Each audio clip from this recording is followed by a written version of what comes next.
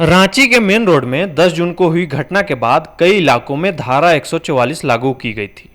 वहीं 2 दिनों तक इंटरनेट भी शट डाउन था। अब इंटरनेट तो वापस से चालू कर दी गई है, मगर लोगों को इंतजार था कि जो ये घटना हुई थी उसके बाद जिला प्रशासन की ओर से आधिकारिक तौर पर कब और क्या बोला जाएगा। तो आज रांची डीसी और एसएसपी ने प्रेस कॉन्फ्रेंस कर इसके बारे में बता दिया है। आप भी सुनिए उन्होंने क्या कहा। 10 तारीख की घटना के बाद बड़ी संख्या में जो एक उन्मादी भीड़ आई थी उस पर कंट्रोल पाने के लिए जो भी फोर्स यूज़ करने की आवश्यकता पड़ी, जो हमारे पास तरीके थे, रिसोर्स थे, तो सारे हम लोगों ने उसको यूज़ किया।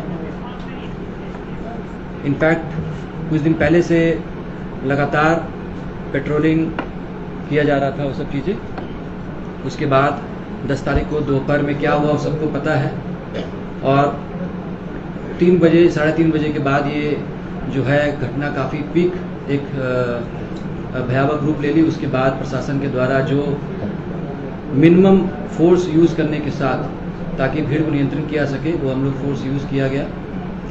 और उसके बाद भीड़ पर काबू पाने के बाद निषेधाज्ञा आदेश 144 सीआरपीसी एसडीएम के ऑर्डर से पहले अल्बर्ट एक्का चौक से लेकर सुजाता चौक तक लगाया गया, दोनों तरफ रोड के 500 मीटर तक। उसके बाद कुछ अन्य जगह से भी कुछ सूचना आई। उसके बाद विधि व्यवस्था को कायम रखने के लिए कुल 12 थानों में 144 जारी किया गया 10 तारीख को शाम के 8 बजे से।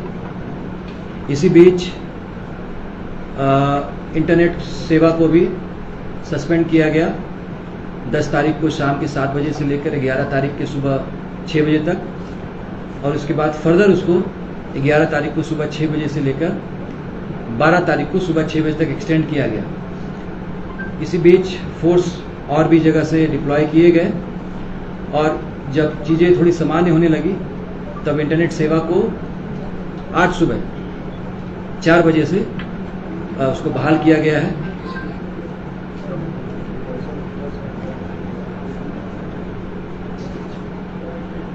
इस पूरे प्रकरण में 2 लोगों की मृत्यु की सूचना प्राप्त हुई है, जिनको उनके परिजनों के उपस्थिति में शांतिपूर्ण तरीके से उनका जो सुपुर्दे खाक कार्यक्रम होता है, जो प्रक्रिया होती है, उसको किया गया है। अभी स्थिति नियंत्रण में है। लगातार जिला प्रशासन के द्वारा निगरानी रखी जा रही है, और कुछ थाने हैं जहां पर लोगों को संशय है कि लोगों को असुविधा हो रही है। तो मैं बताना चाहूँगा कि अभी एसडीएम साहब ने एक ऑर्डर निर्गत किया है, जिसमें कोतवाली, लोअर बाजार, हिंद पीढ़ी, daily market, Chutia and Doranda, ये 6 थाने के क्षेत्र में अभी भी सीआरपीसी के धारा 144 के अंतर्गत निषेधाज्ञा आदेश लागू रहेगा, परंतु दोपहर के 1 बजे से लेकर 5 बजे तक आज इन 6 थानों के जो भी निवासी हैं वो घर से बाहर निकलकर अपने आवश्यक सामग्री को क्रय कर सकते हैं, दुकान पे जा सकते हैं, बट बशर्ते कि उस दुकान पर कभी भी किसी भी स्थिति में 4 से ज़्यादा लोग एकत्रित ना हो। अगर 5 या 5 से ज़्यादा लोग एकत्रित होंगे तो उसको अनलॉफुल असेंबली माना जाएगा। और इस 6 थाना के अलावा बाकी सभी थाना, चाहे वो शहरी हो चाहे ग्रामीण क्षेत्र में, किसी भी तरह का कोई 144 धारा लागू नहीं किया गया है। और मैं सभी रांची वासियों को धन्यवाद देता हूँ कि पिछले 1 दिन में जो इंटरनेट सेवा बहाल हुई, सस्पेंड किया गया और लोगों को असुविधा हुई, उसके बाद भी उन लोगों ने जिला प्रशासन को काफ़ी सहयोग दिया और शांति और अमन कायम किया। और हम उम्मीद करते हैं कि आने वाले समय में भी शांति और अमन और चैन ये रांची के पूरे ज़िले में कायम रहेगा। और अब मैं चाहूँगा कि एसएसपी साहब जो हैं कुछ चीज़ें ब्रीफ करेंगे आपको। विगत 10 जून को रांची में कुछ असामाजिक और उपद्रवी तत्वों के द्वारा यहाँ की शांति व्यवस्था, आपसी समन्वय को खराब करने की कोशिश की गई थी। प्रोएक्टिव प्रशासन के माध्यम से जो हमारे पास अवेलेबल रिसोर्स और संसाधन थे, डिप्लॉयमेंट था, हम लोगों ने सर्टेन लेवल तक उन लोगों की मंशा को सफल नहीं होने दिया। उसके उपरांत शहर में एक कियोस्क था और स्थिति काफ़ी डरावनी सी प्रतीत हो रही थी। इस संदर्भ में जिला प्रशासन के स्तर से कुछ एहतियात कदम उठाए गए थे। इस संदर्भ में 144 लगाए गए हैं और इंटरनेट सेवाएं भी स्थगित की गई थी, जो कि आज सुबह से फिर प्रारंभ कर दी गई है। अभी आप लोग जो खुद जो स्थिति देख पा रहे होंगे शहर की, लगातार जो है स्थिति सामान्य से होती प्रतीत हो रही है और इसी संदर्भ में जो है जो सेवाएं लोगों को मिलनी चाहिए थी, जो स्थगित हुई थी, उसको फिर से शुरू किया गया है और इसी परिप्रेक्ष्य में जो इंटरनेट सेवाएं ऑलरेडी प्रारंभ हो चुकी हैं। आज जिला प्रशासन के जो द्वारा ये निर्णय लिया गया कि जो आम लोगों की थोड़ी सी परेशानियां हो रही हैं, उसको हम लोग कुछ हद तक सर्टेन लेवल तक कम करने की कोशिश करें। तो एक प्रॉपर मीटिंग के बाद हम लोगों ने कुछ पॉकेट में कुछ समय के लिए उन चीज़ों को थोड़ा सा रिलैक्स करने की प्रक्रिया आरंभ कर दी है। आप लोगों को बताना चाहूँगा कि जो स्थिति हुई थी उसके उपरांत जिले में अभी तक कुल मिला के 25 FIR रजिस्टर्ड हो चुके हैं। कुछ मीडिया बंधु हमसे पूछ रहे थे कि कितने FIR हुए हैं, तो जिले में अभी 25 FIR प्रतिबंधित हुए हैं। कुल मिला के 22 लोग जो है नामजद हैं और जो है सैकड़ों अज्ञात पे केस हुआ है। इनफैक्ट इस पूरे मामले की जांच के लिए ऑलरेडी एक SIT फ्रेम किया गया है और वो SIT के साथ हमारा एनालिसिस विंग है, हमारा टेक्निकल विंग है, जो हमारे पास उपलब्ध साक्ष्य हैं, चाहे वो CCTV फुटेज का हो, चाहे वो ड्रोन कैमरा का हो, हमारा कंट्रोल रूम कैमरा की स्थिति हो, मीडिया बंधुओं से जो कुछ आए हैं हमारे पास वो हैं रिकॉर्ड, कुछ साइंटिफिक एविडेंस उठाए गए हैं, CID की तरफ से भी लगातार प्रयास किए जा रहे हैं। तो हम लोगों का काम इन्वेस्टिगेशन स्टार्ट हो गया है। सेम टाइम हम लोगों की सबसे प्राथमिकता थी जिले में अमन चाल दुरुस्त करने के लिए। इस परिप्रेक्ष्य में पुलिस मुख्यालय के द्वारा रांची जिले में 3500 के ऊपर फोर्स दिए गए हैं। इस फोर्स में हमारे रैपिड एक्शन फोर्स जो ट्रेंड होता है, उसके अलावा रैप और ATS, STF, जिला पुलिस के कर्मी और जो हमारे लोकल इनपुट्स के लोग होते हैं वो लोग शामिल हैं। संपूर्ण मामले की बहुत ही अच्छे तरीके से विश्लेषण और उस पर नजर रखी जा रही है, जिसका मॉनिटरिंग रांची जिला से भी हो रहा है और ब्रांच के द्वारा भी की जा रही है। आप लोगों को मैं ये बताना चाहूँगा कि उस पूरी घटना में जो है अभी तक स्थिति के अनुरूप 38 पॉकेट्स को हम लोगों ने वल्नरेबल सेंसिटिव घोषित किया था, जहां पे लगातार दिन रात जो है फोर्स का डिप्लॉयमेंट है। कुछ पार्टिकुलर पॉकेट्स में आप लोगों ने रोड शो, फ्लैग मार्च भी देखा है, ताकि आम जनता का विश्वास प्रशासन पे बना रहे और कॉन्फिडेंस बिल्डिंग्स के तहत जो उपाय लिए जाते हैं वो हम लोग कर रहे हैं। इसके अलावा शहर में लगभग 50 से ऊपर मोटरसाइकिल की जो दस्ते हैं, उसके द्वारा हर गली में, हर सेंसिटिव पॉकेट्स में, मिक्स पॉपुलेशन में पेट्रोलिंग की जा रही है। साथ ही लोगों से वार्ता भी की जा रही है कि आप सब इस शहर के बासिंदे हैं और आप लोगों ने रांची की बेमिसाल इतिहास को कायम रखा है, जो कि शांतिपूर्ण समन्वय कर रहा है। तो साथ ही हम लोग का अपना काम पुलिसिंग, पेट्रोलिंग है। साथ ही कॉन्फिडेंस बिल्डिंग के लिए अच्छे लोगों से, प्रबुद्ध लोगों से, सामाजिक कार्यकर्ताओं से, NGO से, पॉलिटिशियंस से और भी जो हमारे ब्यूरोक्रेट्स के लोग हैं, सिविल सोसाइटी के जो लोग हैं, उनसे लगातार चर्चा की जा रही है, ताकि जितनी जल्दी हो सके अमन चैन यहाँ पे इस्टेब्लिश हो जाए। इसके अलावा हमारा जो है कंट्रोल सिस्टम के माध्यम से हम लोग उन सब पॉकेट में, जैसे मैंने कहा कि मोस्टली लोग यहाँ पे अमन चैन पसंद करने वाले हैं।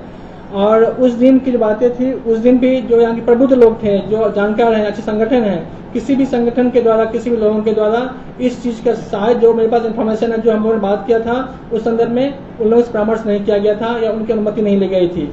अच्छे लोग, प्रबुद्ध लोग थे, बोलते रहे थे कि ऐसा कोई भी चीज हम लोगों के स्तर से आदेशित नहीं किया गया है। तो कौन लोग हैं, वो कौन शरारती लोग हैं, वो कौन से असामाजिक लोग हैं, डायरेक्ट हैं कि इनडायरेक्ट हैं, परोक्ष हैं, प्रत्यक्ष हैं, यहाँ हैं, वहाँ हैं, जहाँ तहाँ हैं, कहीं भी किसी स्वरूप में हैं।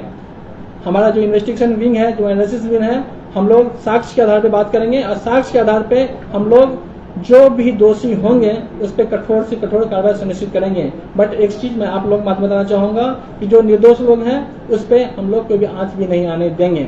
इसके अलावा चूंकि अभी इंटरनेट सेवाएं शुरू कर दी गई है, बहुत तरीके से, बहुत तरह से मर्मरिंग हो रहा है, सोशल साइट्स का यूज और मिसयूज दोनों होता है। बट इस मंच के माध्यम से, आप सभी के माध्यम से मैं आप लोगों को बोलना चाहूंगा कि हमारा डिस्ट्रिक्ट में डिस्ट्रिक्ट मॉनिटरिंग सेल भी क्रियाशील है। साथ ही स्पेशल ब्रांच के लेवल से और स्टेट लेवल से भी मॉनिटरिंग की जा रही है। हम वैसे सभी चीज़ों को हम लोग देख रहे हैं, वैसे वीडियो को, ऑडियो को, अपलोड को, डाउनलोड को, किसी भी तरह के ट्रांजेक्शन को, चाहे वो व्हाट्सएप पे हो, ट्विटर पे हो, इंस्टाग्राम पे हो, फेसबुक पे हो, जिससे किसी व्यक्ति विशेष की, समुदाय विशेष की भावनाएं आहत हो रही हो या किसी पे इल्जाम लगाए जा रहे हो, ऐसे सारे वीडियो, ऑडियो हम लोग उस पर मॉनिटरिंग कर रहे हैं। और उस वीडियो का मॉनिटरिंग करने के उपरांत जो सही कार्रवाई होगी, जो लोग शांतिपूर्ण दिशा में क्रियाशील होंगे, उनका सबका स्वागत है। बट जो कोई भी लोग, चाहे वो कोई भी हो, कहीं बैठ के प्रयास कर रहे हो कि रांची के अमन चैन को हम खराब कर देंगे, तो वो हमारे सोसाइटी से बच नहीं पाएंगे। तो वैसे सारे वीडियो, ऑडियो, कंटेंट्स जिससे कि सामाजिक सद्भाव, व्यक्तिगत और सामाजिक भावना, सामाजिक सद्भाव और एक कह सकते हैं कि जो समुदाय की मान्यताएं हैं प्रभावित होगी, हम लोग उस व्यक्ति के खिलाफ, उसके ट्विटर के खिलाफ, उस एडमिन के खिलाफ भी कठोर से कठोर कार्रवाई करेंगे।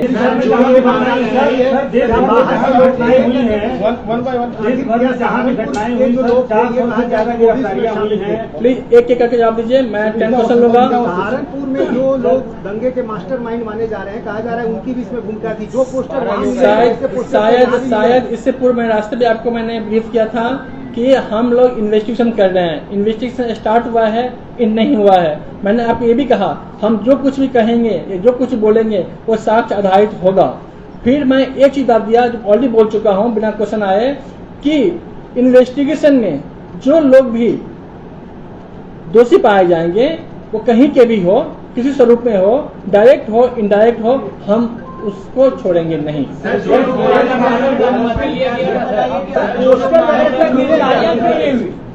अब 5-10 क्वेश्चन आ रहे हैं तो सर देश भर में जहाँ भी घटनाएं हुई हैं, 400 से ज्यादा गिरफ्तारियां हुई हैं, मास्टरमाइंड की पहचान की गई है, उनके ऊपर कार्रवाई हो रही है, कई जगह बुलडोजर भी चलाए जा रहे हैं। 48 घंटे से ज्यादा का वक्त हो चुका है, रांची में एक भी गिरफ्तारी अब तक क्यों नहीं हुई है, पहचान क्यों नहीं हुई है? आप खुद पूछ रहे हैं कि कौन है, कहाँ है, यहाँ है, वहाँ है, जहाँ है, ये सवाल अभी तक सवाल क्यों है? इसलिए क्योंकि हर जो इंसिडेंट है अपने आप में यूनिक इंसिडेंट होता है, और यूनिक इंसिडेंट के का जो एक अपना सबका कोर्स ऑफ एक्शन होता है। हम यहाँ के इंसिडेंट की कंपेयर किसी और जगह से तब तक नहीं कर सकते हैं जब तक कि हम यहाँ अपनी चीज़ों को देख न लें, एविडेंस कलेक्ट नहीं कर लें। क्योंकि मैं जो बोलूँगा एक रिस्पॉन्सिबल पर्सन के रूप में, एक रिस्पॉन्सिबल मीडिया के रूप में बोलूँगा, तो मैं वही बोलूँगा जो मेरे पास फैक्ट होंगे। मैंने फिर से कहा है, यदि किसी और जगह पे यहाँ के अपने हालात थे, यहाँ पे डिफरेंट तरह के इशूज हुए थे, डिफरेंट लॉन्डर हुए थे, यहाँ पे डिफरेंट तरह से इंजरी आए थे सारे ऑफिसर्स को। आपने देखा होगा, यदि हम लोग इतने होते हैं तो डीसी ऑन द स्पॉट थे, डीआईजी ऑन द स्पॉट थे, एसएसपी, मैं खुद, हमारे सीटीएसपी, तमाम पदाधिकारी वहाँ स्पॉट पे थे।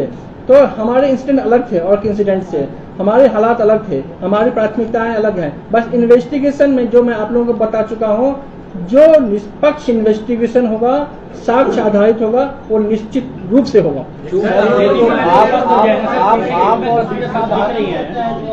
आप और डीसी साहब दोनों ये बोल रहे हैं बार बार कि संसाधन जो था उसी के हिसाब से चीजों को जो है ग्रुप किया गया। एक गोली चलाने की नौबत क्यों आन पड़ी और जो सीधे जो फायरिंग हुई कहाँ से अनुमति मिला? देखिए बात समझ लीजिए, हम सब एक ट्रेंड फोर्स के पार्ट हैं, हम लोगों का प्रशासन के अंग हैं।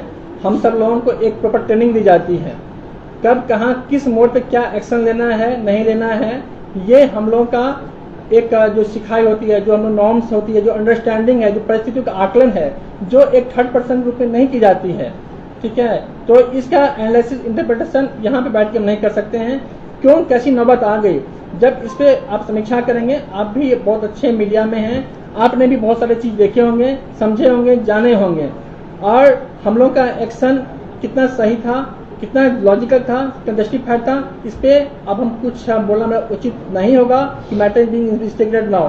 बट जो थे उस हालात में, जो हमारी ट्रेनिंग थी, जो हमारे अंडरस्टैंडिंग थी, जो हम लोग परिस्थितियों का आकलन कर पा रहे थे, जो एक कह सकते हैं use minimum force to maximum saving one.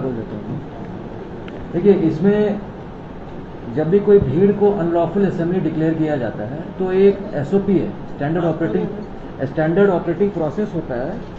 Standard operating procedure के थ्रू जो वहाँ उपलब्ध मजिस्ट्रेट रहते हैं और पुलिस का आकलन के बाद जो भीड़ में जो उपद्रवी होते हैं, तो शांति व्यवस्था को काम करने के लिए एक एसओपी है। वो एसओपी को फॉलो किया जाता है। And firing, air firing is the last resort to control and neutralise the disturbance and public order को इस्टेब्लिश करने के लिए ये आवश्यक हुआ है। तो हम लोगों ने सारे एहतियात बरते, जो एसओपी में जो फॉलो किया जाता है प्रोसेस, उसको फॉलो किया। उसके बाद firing as a last resort हम लोगों को रिसोर्ट करना पड़ा। कितने लोग मारे गए? Next question please. कितने लोग मारे गए हैं वो बताइए, उनका प्रोफाइल बताइए सर। चूक कहाँ हुई इसमें? आप इसको चूक बोल रहे हैं, हम तो इसको बोल रहे हैं कि जो हम लोग परिस्थिति का आकलन कर पाए थे, हमारी तैयारी अच्छी थी, तो जो विभत्स स्थिति हो सकती थी उसको टाल दिया गया। जो अल्ताइयों के मंसूबे थे, जो मकसद थे, वो कामयाब नहीं होने दिए गए। फोर्स की कमी थी क्या शुरू में इस तरह? नहीं, ऐसी कोई बात नहीं थी, और फोर्स कमी रहती तो हम आज इस प्रेस कॉन्फ्रेंस नहीं कर पा रहे होते। ये हमारी मुख्य व्यवस्थाएं थी, हम लोग अंडरस्टैंडिंग थी, एंटिसिपेशन था, इन्फॉर्मेशन था, उसके आधार पे हम लोगों ने तैयारी की थी। इसलिए हम लोगों ने आज जो हम बैठ के हम लोग बात कर रहे हैं, संभव पाया कि नहीं तो उपद्रवियों की मानसिकता जो मंसूबे थे सफल हो जाते हैं। Can you confirm another temple was also under attack? Street पर जो टेंपल दोबारा अटैक किया गया, क्या आप कंफर्म कर सकते हैं? सर, एक और टेंपल जो अंडर अटैक था, कंफर्म कर सकते हैं? 25 एफआईआर पुलिस की ओर से या फिर आम जन से? ये कुल मिला के है एफआईआर, कुल मिला के 25 एफआईआर। मारे गए लोगों का प्रोफाइल बताइए सर। मारे गए जो लोग हैं पूरे एफआईआर है, पूरे मिला के पुलिस साइड से और पुलिस का पुलिस मिला के कांटेक्ट किया है, 25 एफआईआर हुए हैं अभी तक। एक और मंदिर जो अंडर अटैक है, ये आप एक रिस्पॉन्सिबल रुख में चंबना चाहूंगा कि जो मैंने ऑलरेडी कहा कि सोशल साइट्स पे क्या हो रहे हैं, नहीं हो रहे हैं, कृपा करके उसमें आप हेल्प कीजिए। हमारी जो इशू है, हमारे जांच का विषय है, हम जांच करवा रहे हैं। Thank you. सर मारे